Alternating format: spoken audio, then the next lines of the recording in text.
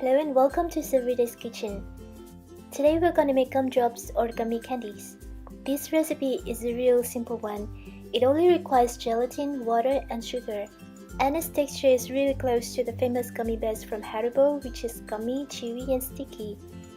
Another very nice thing of these homemade gumdrops is that we can make a lot of different flavors of these gumdrops or go for a healthy version of gumdrops by using fruit juice instead of water.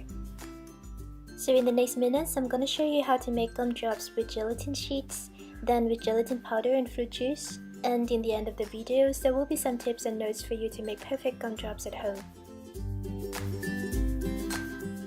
First, add gelatin and cold water into a bowl and leave it there for about 15 minutes or until the gelatin is completely softened.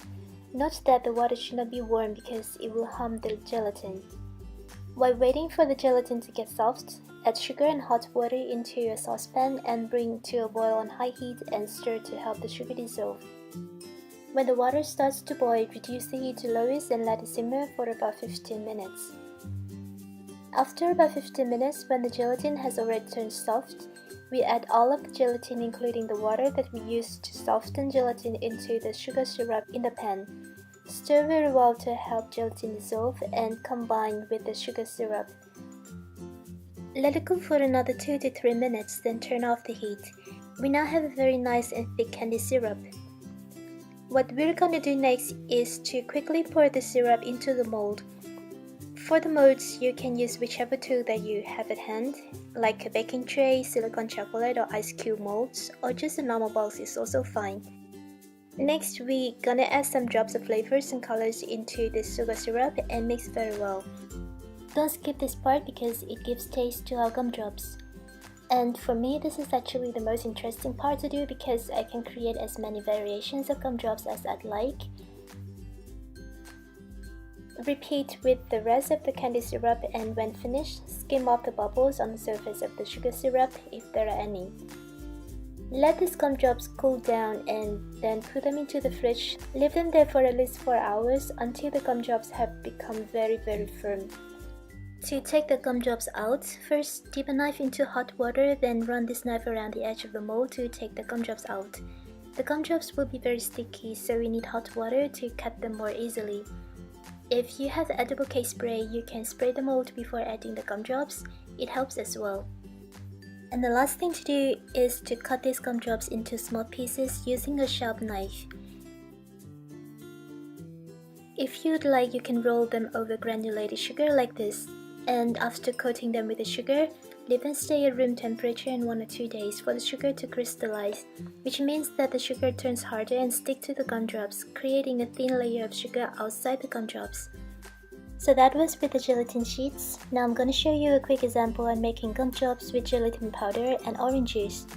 The method is actually the same. Just substitute the gelatin sheet with gelatin powder, then add the water with the same amount and stir very well to help the gelatin soften. And for the sugar syrup, we use orange juice instead of water, but feel free to change it to another kind of juice to your taste. We bring it to a boil, then simmer for about 10 to 15 minutes, then add the gelatin that has already been softened and stir well until the gelatin has dissolved completely.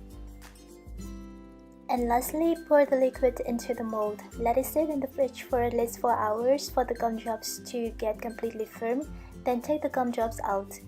As you can see, the advantage of a silicone mold is that we can take the gumdrops out really easily. So in this last minute, I'd like to share with you some tips and notes on making perfect gumdrops at home. First, the amount of sugar can vary depending on your taste. If you don't want to coat your gumdrops with sugar, you may want to increase the amount of sugar by 10 to 20%. Second, for a little bit of sourness in the gumdrops, you can add lemon juice into the sugar syrup while you're simmering it, or add in some vitamin C is also fine. Third, the longer we simmer the syrup, the firmer, harder, and more gummy the gumdrops will be. This means that you can adjust the gumminess of your gumdrops. For example, if you don't want your gumdrops to be too gummy and too hard, then you can shorten the simmering time and vice versa. Fourth, the gumdrops should be very dry when coated with sugars, otherwise the sugar will get lumpy, like the gumdrops on the right hand side on the screen. These gumdrops should be stored in airtight bags or boxes in cool and dry place, and they can be used in several weeks. Thank you very much for watching this tutorial and have a lot of fun with making gumdrops at home. We'll see each other again in other videos of Everyday's Kitchen, and goodbye.